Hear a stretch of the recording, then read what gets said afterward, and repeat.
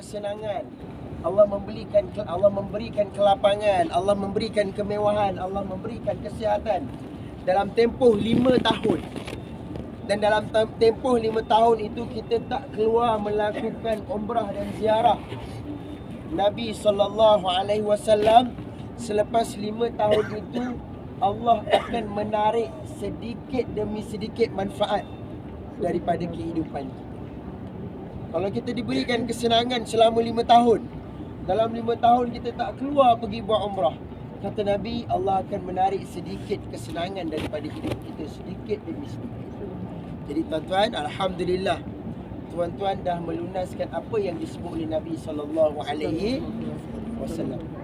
Baik, ibu-ibu, ayah-ayah yang saya sayang, yang dekat belakang kita ni nama dia Saqifah Bani Sa'adah. Cuba sebut. Saqifah Bani Sa'adah. Ni yang ada pokok ni. Dia nama dia Saqifah Bani Sa'adah. Tempat yang antara kelazimannya biasa diziarahi oleh mana-mana mereka yang datang ke sini. Sebab di sini ada sejarah. Nak tahu ke nak tahu? Nak tahu ke? Kalau nak tahu saya nak cerita. Nak tahu ke nak tahu sangat? Nak tahu sangat. Baik, ibu ayah. Ada satu hari Nabi SAW dia cakap pada sahabat ketika 10 tahun ke-10 Hijrah. Nabi meninggal bila? Nabi meninggal tahun ke-11 Hijrah. Tahun ke-10 Hijrah. Ketika bulan Dhul Hijjah ataupun bulan Haji, Nabi sebut kepada para sahabat, "Khudhu anni manasikakum." Ambillah daripada aku sebahagian daripada manasik-manasik haji. Maksudnya Nabi ajak para sahabat untuk melakukan haji. Ibu, ayah-ayah, Nabi buat haji berapa kali? Sekali. Nabi buat haji berapa kali? Sekali. 2 sekali. Sekali ke 2 kali? Sekali. Nabi buat umrah berapa kali? 4 kali. Tahun ke-6, tahun ke-7, tahun ke-8, tahun ke-10. Soalannya, kenapa Nabi tak buat tahun ke-9? Sebab masa tahun ke-9 Nabi perintahkan Abu Bakar bersama dengan Ali untuk menunjukkan tata cara haji kepada para sahabat. Jadi setelah sahabat dengar apa yang disebut oleh Nabi, sahabat seronok ke tak? Sahabat seronok. Sebab dapat tunaikan haji bersama baginda Nabi SAW. Seronok sahabat.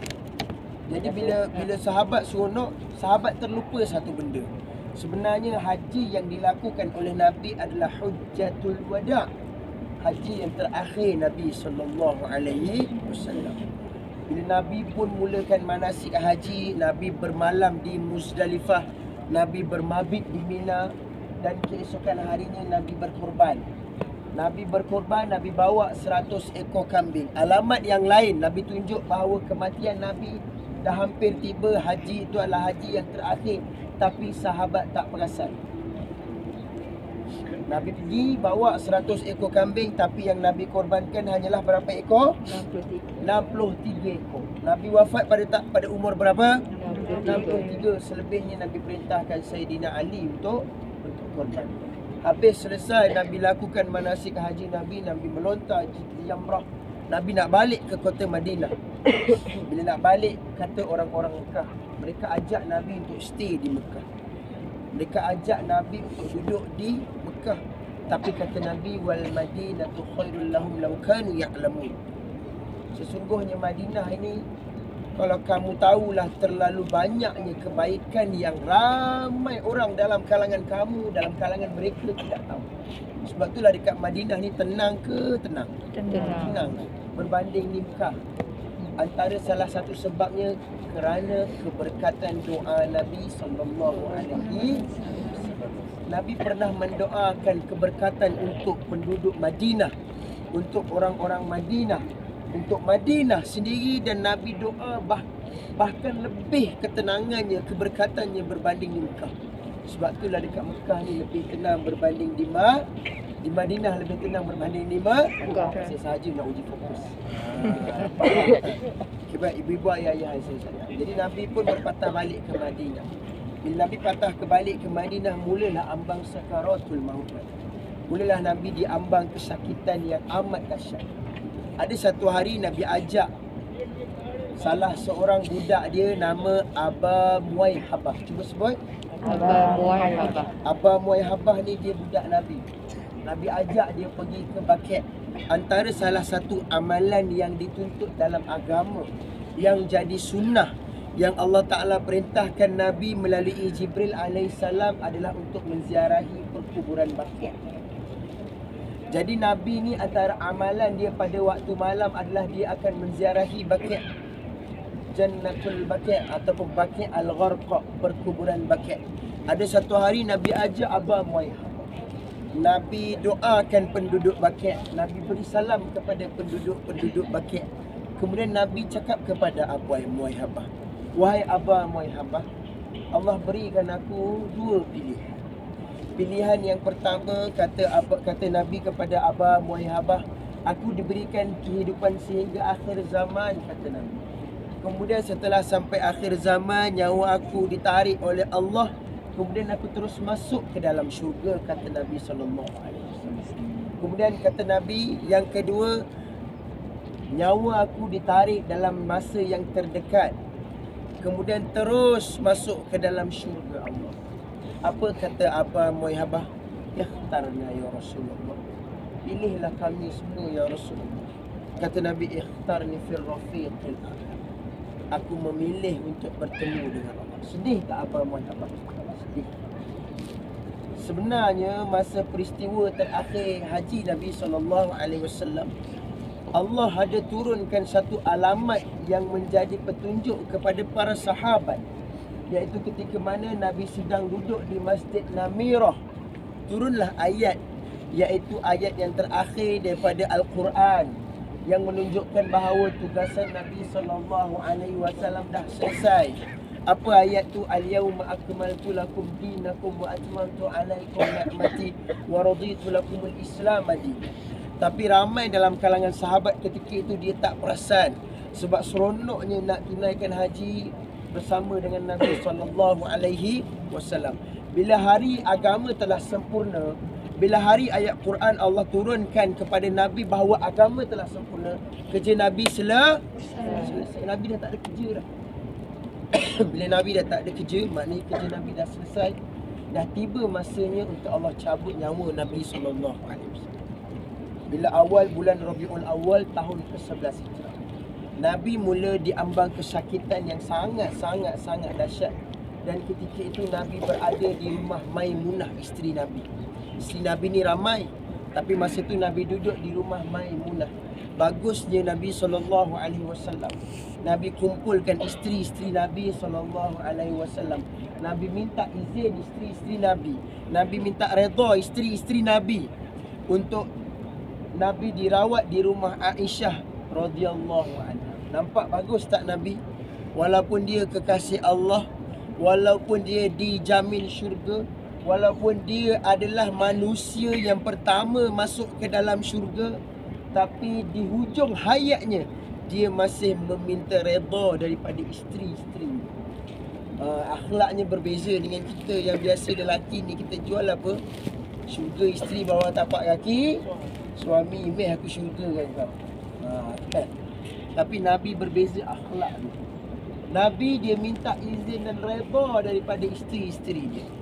Dan isteri dia bersetuju untuk Nabi SAW dirawat di rumah Aisyah radhiyallahu. Hari makin hari, kesihatan Nabi makin merosot. Nabi tak boleh bangun daripada katil. Nabi mula hampir dengan kematian. Nabi hampir meninggalkan sahabat radhiyallahu anhum ajma'in. Kemudian adalah satu hari setelah Bilal melaungkan azan Isyak. Bila Bilal melaungkan azan Isyak, para sahabat tunggu Nabi, Nabi tak sampai-sampai. Kemudian kata Abu Bakar, ya Bilal, cuba kau pergi tengok kekasih kita apa dia buat. Lama dah kita tunggu ni tak sampai-sampai. Bilal pun pergi rumah Nabi SAW. Bila Bilal tengok Nabi, Nabi dekat atas katil dia. Tuan-tuan, cerita yang sedihnya, Nabi ni katil dia tak macam katil kita.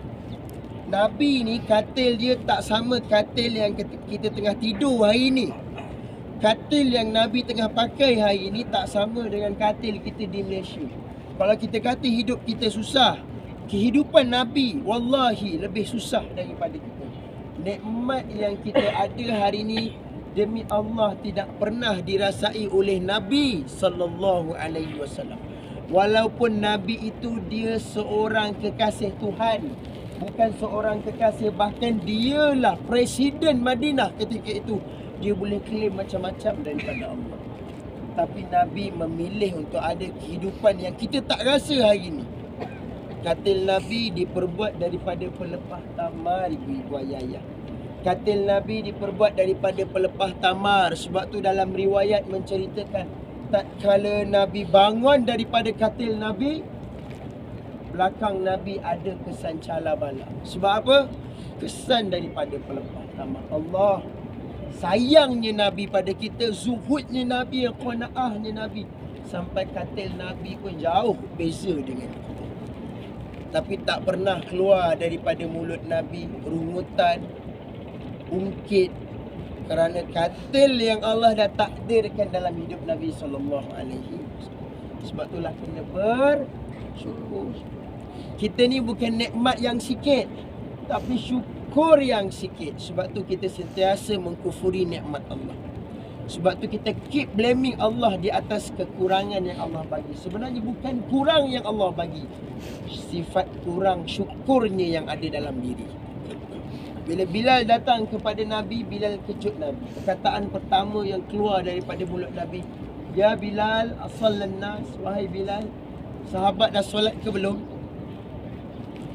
Bilal kata, "La, la yantazirunak." Kami sedang menunggu kau ya Rasulullah. Nabi perintahkan Bilal untuk ambil mangkuk air untuk Nabi mandi, untuk Nabi berwuduk. Dan dalam riwayat menceritakan masa Nabi ambil wuduk, Nabi mandi, Nabi pengsan 3 kali, ibu-ibu ayah. Nabi pengsan sebanyak 3 kali. Tapi Nabi gagahkan diri untuk ambil wuduk, mengimamkan solat pada hari itu. Kemudian Nabi pengsan lagi. Lama Nabi pengsan. Datang Bilal kepada Nabi SAW. Bilal kejut Nabi. Buka je mata, inilah kekasih Allah. Tanda dia sayang. Perkataan pertama dia tanya kepada Bilal, "Ya Bilal, as-sallan nas." Wahai Bilal, sahabat dah solat ke belum? Kata Bilal, "Mustahil ya Rasulullah, la yantaziruna." Mustahil, kami semua tunggu kau ya Rasulullah. Kemudian terpancarlah daripada mulut Nabi, "Muru Aba Bakrin li imam salat. Muru Aba Bakrin li yusallin nas." Pergi perintahkan Abu Bakar untuk mengimamkan solat. Aku dah tak larat, aku dah sakit, aku dah tak sihat. Aku dah tak larat untuk mengimamkan solat. Kemudian berita itu sampai kepada Aisyah. Aisyah bergegas datang kepada Nabi SAW. Kata Aisyah, "Inna Aba Bakrin rajulun raqib." Sesungguhnya Abu Bakar ni, dia ni hati lembut. Dia tak boleh, kalau dia semayang, dia akan menangis. Kalau dia mengaji, dia akan menangis. Ini pula bila berita sampai yang Nabi sakit, dia nak kena jadi imam untuk solat ketika itu. Macam mana nak kawal tangisan dia? Nabi berubah muka. Nabi merubah muka. Kata Aisyah, kalau kau nak suruh juga, idza umirtu ghaira Abu Bakar, kalau kau nak suruh juga, pergilah cari orang lain, Umar ke. Nabi berubah muka. Nabi kata, "La muru Abu Bakrin li yusallin nas." Pergi suruh Abu Bakar untuk mengimamkan solat. Bilal dalam keadaan hatinya yang penuh hibu, dalam keadaan yang penuh dengan kesedihan bila tengok kesakitan Nabi itu, Bilal pergi kepada Abu Bakar. Kata Bilal, "Wahai Abu Bakar, sesungguhnya kekasih aku, kekasih engkau, kekasih kita semua sedang diambang sakaratul maut." Sedih seluruh sahabat ketika itu. Kemudian Abu Bakar pun mengimamkan solat. Bila Abu Bakar mengimamkan solat, itulah buat pertama kalinya Abu Bakar mengimamkan solat dalam sejarah Islam. Bila keesokan harinya, Nabi SAW dia rasa badan dia sedap sikit. Dia rasa badan dia dah okey sikit. Nabi panggil sebahagian sahabat. Masa tu solat zuhur, Nabi minta sahabat untuk papah dia. Bagusnya Nabi ni SAW, dia nak jumpa sahabat sebelum dia mati. Dia nak jumpa sahabat sebelum dia wafat, dia bertemu dengan Allah. Sehingga kata Aisyah, unzur, sesungguhnya aku melihat kaki Nabi takhattani fil ard minal wajhi. Aku tengok kaki Nabi dipapah dalam keadaan dua kaki Nabi yang tersirit. Maksudnya Nabi memang dah tak larat. Nabi dipapah dalam keadaan dua kaki Nabi yang tergantung, yang tersirit sehingga menghasilkan dua garisan di atas tanah, dibawa ke dalam masjid. Dan ketika itu Abu Bakar sedang mengimamkan solat. Abu Bakar nak mengalihkan kedudukan posisinya, nak bagi Nabi. Tapi Nabi buat isyarat yang untuk Abu Bakar Siddiq. Masa tu sahabat semua sangka yang Nabi dah sembuh, tapi sahabat semua lupa yang Nabi sebenarnya ketika itu dia nak sampaikan pesanan wasiat dia yang tadi. Bila Nabi sampai, habis dia solat, Nabi naik dekat atas mimbar, Nabi bagi pesanan. Nabi bagi pesanan sekali lagi. Nabi kata, al-yawma akmaltu lakum dinakum wa atmamtu alaikum ni'mati wa raditu lakum al-islam dinan. Pada hari ini aku telah sempurnakan kepada kamu agama kamu. Aku kucupkan nikmat Islam ke atas kamu dan aku redha Islam sebagai agama kamu. Dan bila sahabat dengar ayat tu, baru sahabat tahu yang bahawa Nabi dah nak wafat. Sebab apa? Ayat dah turun. Ayat agama sempurna telah turun. Maknanya kerja Nabi dah selesai. Dah tiba masanya Nabi nak meninggalkan kita. Seluruh sahabat menangis, menitiskan air mata sehingga Abu Bakar mengeluarkan kata, ya Rasulullah, dayantu bidainin bi abi wa ummi, bagi aku gadaikan, aku gantikan nyawa mak dan ayahku dengan nyawa engkau ya Rasulullah. Ambillah nyawa mak dan ayahku digantikan dengan nyawa engkau. Kata Nabi SAW, la Abu Bakar, inna fir rafiqil a'la, sesungguhnya aku memilih untuk bertemu dengan Allah. Nabi bagi tahu siapa yang ada berhutang dengan dia. Nabi nak bangun, minta gantikan hutang tu. Berlakulah satu kisah yang mana riwayat yang dhaif. Bangunlah Uqashah. Kata Uqashah, ya Rasulullah, ada dulu ketika mana engkau nak libas unta engkau, libasan cemeti kau terkena pada belakang aku ya Rasulullah. Hari ini aku nak bayar balik. Sahabat semua terkejut. Semua terkejut dengan tindakan Uqashah. Bila Uqashah bangun, dia nak minta Nabi buka baju Nabi SAW. Kerana ketika mana cemeti kau terkena belakang aku ya Rasulullah, aku tak pakai baju. Uqashah pun, Nabi buka baju Uqashah. Uqashah lari kepada Nabi SAW. Uqashah peluk Nabi. Uqashah cium belakang yang ada tanda kenabian pada belakang Nabi. Menangis seluruh sahabat, menangis Uqashah. Dan itulah ciuman dan lambaian terakhir daripada Nabi SAW. Dan ketika itu Nabi pesan kepada para wanita untuk jaga maruah. Nabi pesan kepada umat dia, jangan jadi seperti umat terdahulu yang menjadikan kubur-kubur Nabi mereka sebagai masjid. Sebab itu kita dilarang berdoa di hadapan kubur Nabi. Sebab itu kita dilarang untuk sujud di hadapan kubur Nabi. Kita hanya minta sujud dan berdoa kepada Allah Jalla wa'ala. Kemudian Nabi pun dipapah balik ke rumah. Nabi dipapah balik, Nabi diletakkan di atas katil. Keesokan harinya Nabi ganti harta-harta orang lain. Nabi gadaikan semua harta dia, Nabi infak semua harta dia. Nabi berikan kepada fakir-fakir miskin yang ada di kawasan Madinah 7 hingga 9 rial. 7 hingga 9 dinar, 7 hingga 9 dinar. Nabi berikan kepada penduduk Madinah yang fakir miskin. Sebab seorang Nabi, dia tak boleh mewarisi apa-apa harta yang ada pada diri dia. Dia tak boleh. Harta yang dia ada, dia kena wariskan ataupun infakkan kepada orang lain. Kemudian sebelum kewafatan Nabi SAW, Nabi duduk dekat atas katilnya, Nabi selak tirai dia, Nabi senyum, Nabi tengok para sahabat. Nabi tengok para sahabat sedang semayang ketika itu, semayang subuh. Dan ketika itu Nabi tersenyum. Ada sebahagian sahabat perasan Nabi tersenyum, antaranya Anas bin Malik. Dia tersenyum, diingatkan Nabi dah sembuh.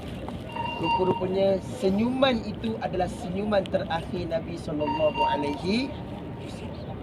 Nabi pun tutup tirai. Nabi tengok cucu dia Abdul Rahman. Nabi tengok cucu dia tengah bersugi. Bila Nabi tengok Abdul Rahman tengah bersugi, Nabi Aisyah pun tengok Abdul Rahman tengah bersugi.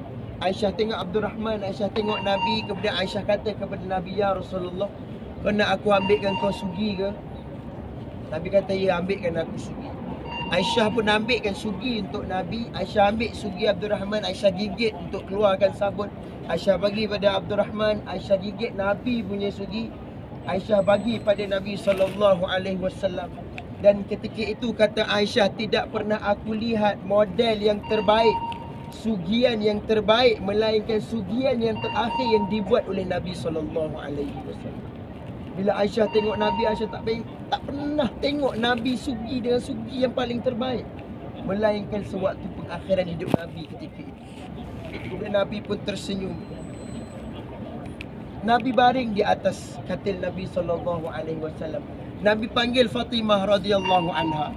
Nabi panggil Fatimah, Nabi bisik pada telinga Fatimah radhiyallahu anha. Kata Nabi SAW, "Ya Fatimah, tidak pernah aku sakit, melainkan kesakitan aku ini diakhirkan dengan kematian." Tapi ramai yang tak tahu apa yang dibisikkan oleh Nabi kepada Fatimah sehinggalah Nabi wafat. Kemudian bisikan yang kedua, kata Nabi kepada Fatimah adalah, "Selepas aku mati akan ada ahli keluarga aku yang menyusul kematian aku nanti." Bila Fatimah dengar word macam tu, Fatimah rasa sedih sebab Fatimah tahu bahawa hari ini adalah hari terakhir Nabi SAW. Dan ketika itulah yang ada di samping Nabi Ali, Aisyah dan Fatimah. Nabi perintahkan Ali untuk ambil air untuk sapu pada badan Nabi SAW.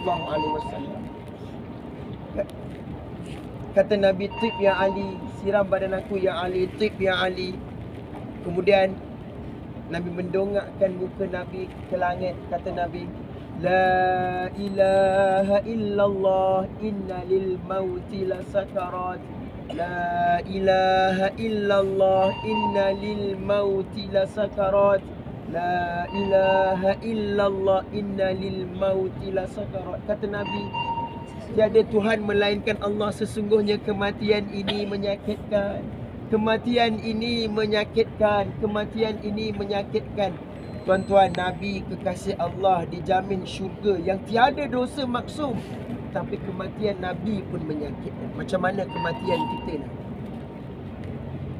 Masa tu Aisyah ada di samping Nabi, Fatimah ada di samping Nabi, Ali ada di samping Nabi SAW. Nabi angkatkan tangan Nabi macam ni. Nabi tengok ke langit. Kemudian kata Nabi, "Allahumma fir rafiqil a'la. Allahumma fir rafiqil a'la. Allahumma fir rafiqil a'la." Aku nak bertemu dengan Allah. Aku nak bertemu dengan Allah. Aku nak bertemu dengan Allah. Maka wafatlah Nabi SAW ketika waktu duha tahun ke-12, tahun ke-11 Hijrah, 12 Rabiul Awal. Wafatlah Nabi ketika waktu duha. Datanglah Fatimah kepada Nabi. Kemudian Fatimah kata apa? "Ya abata, ajibu rabba da'a. Ya abata, min jinnatil firdausi ma'wa. Ya abata, ila Jibril la'ana." Wahai ayahku, pergilah engkau sambut seruan Tuhanmu. Wahai ayah aku yang aku sayang, masuklah engkau ke dalam syurga Firdaus. Wahai ayah aku, akan aku berikan berita kematian kamu ini kepada Jibril alaihi salam. Matilah Nabi SAW dalam keadaan yang paling baik. Berita Nabi pun tersebar di seluruh Madinah. Antara sahabat yang tak boleh terima dengan kematian Nabi adalah Umar ibn al-Khattab radhiyallahu. Umar dia tak boleh terima kematian Nabi. Sehinggalah datang Abu Bakar As-Siddiq radhiyallahu anhu. Datang Abu Bakar. Dan Abu Bakar kata, "Man kana ya'budu Muhammad, barang siapa yang menyembah Muhammad, Muhammad qad mat, sesungguhnya Muhammad telah mati. Wa man kana ya'budullah, barang siapa yang menyembah Allah, innallaha hayyun ya wala yamut, dan Allah sesungguhnya dia hidup dan dia tak mati." Jatuhlah pedang Umar Al-Khattab radhiyallahu anhu. Menangis Umar ibn Al-Khattab. Jenazah Nabi SAW tak dikebumikan selama 3 hari. Dibiarkan di bilik Aisyah di atas katil Nabi. Sebab apa tidak dikebumikan? Sebab sahabat masa tu sibuk, tak pernah berhadapan dengan situasi kematian Nabi. Sahabat tak tahu nak lantik siapa. Kemudian berlakulah pertembungan antara orang-orang Muhajirin dan Ansar, yang mereka ada berpendapat Umar lebih baik, ada yang berpendapat Abu Bakar lebih baik. Kemudian kata Umar kepada orang-orang Ansar, "Siapakah orang yang lebih baik daripada Abu Bakar?" Sebab Abu Bakar ini diperintahkan oleh Nabi untuk menjadi imam sebelum dia wafat. Kemudian kata orang-orang, "Wallahi tidak ada orang lebih baik daripada Abu Bakar As-Siddiq radhiyallahu anhu." Sebab itulah Abu Bakar dilantik menjadi khalifah, dibaiatkan pertama kalinya di Saqifah Bani Sa'adah bersama dengan orang-orang Muhajirin di sini. Orang-orang Muhajirin bersama dengan Abu Bakar dibaiatkan di sini. Abu Bakar dibaiat 2 kali. Pertama bersama orang-orang Muhajirin di sini, yang kedua dengan seluruh penduduk Madinah di Masjid Nabi SAW. Kemudian setelah Abu Bakar dilantik, 3 hari jenazah Nabi dibiar. Dan ketika jenazah Nabi nak wafat, datanglah Abu Bakar kepada Nabi SAW. Dia tengok Nabi, dia cium kening Nabi, dia cium pipi Nabi. Ni orang baik. Kematian yang kita nak bukan sekadar waktu hidup saja kita diagungkan, kita diangkatkan kebaikan, tapi dia mati pun masih disebut kebaikan dia.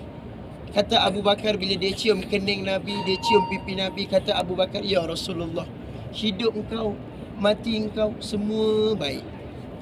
Engkau hidup baik, mati pun baik." Wangi pula tu. Seluruh bilik Aisyah ketika itu bau wangi, bau kasturi yang ada pada badan Nabi SAW. Kemudian apabila mereka nak tanam, kata Aisyah kepada Anas bin Malik, "Sanggupkah engkau, wahai para sahabat, untuk letakkan tanah di atas tubuh jasad Nabi SAW?" Kata Anas bin Malik, "Apa boleh buat? Semua orang mati dan kita akan uruskan seperti mana yang sepatutnya orang mati diuruskan." Aisyah dia sedih. Dia tak sanggup tengok suami dia, kekasih Allah, badan diletakkan dengan tanah. Siapa yang sanggup? Sebab itulah kata Anas bin Malik, selepas kematian Nabi SAW, seluruh Madinah menjadi gelap gelita. Seolah-olah Allah telah mencabut cahaya daripada Madinah semasa kewafatan Nabi SAW. Tidak ada musibah yang lebih besar selain daripada musibah yang dihadapi oleh sahabat setelah kewafatan Nabi. Tidak ada musibah yang lebih besar dulu sahabat bersama dengan penduduk Madinah selain daripada musibah kehilangan Nabi SAW. Sebab itulah kematian Nabi hari ini menjadi saksi sepatutnya Nabi tinggalkan kepada kita khazanah perjuangan dan sunnah Nabi. Kita ada ni, kita buatlah benda itu sebaik mungkin. Ibu-ibu, ayah-ayah, Nabi ni manusia yang sangat pelik. Kenapa saya kata sangat pelik? Sebab Nabi dia boleh sayang satu orang dalam keadaan orang tu tak ada di sisi dia. Dia boleh sayang pada seseorang dalam keadaan seseorang tu tak ada di samping dia. Nabi duduk di telaga, Nabi kata akan sampai akhir zaman ketika di padang mahsyar akan ada saudara-saudara aku minum daripada telaga air, daripada telaga Kautsar. Kata sahabat, "Siapa saudaramu ya Rasulullah?" "Adakah kami?" Kata Nabi, "Tak, bukan kamu. Kamu adalah sahabat aku." Habis tu siapa saudaramu ya Rasulullah? Saudara aku adalah mereka yang beriman, sayang, rindu, cinta kepada aku tapi dia tak pernah melihat aku. Siapa orang tu? Kita. Nampak Nabi bagi jaminan kepada kita. Sebab tu ada kat Masjid Nabi ni, ada dekat Madinah.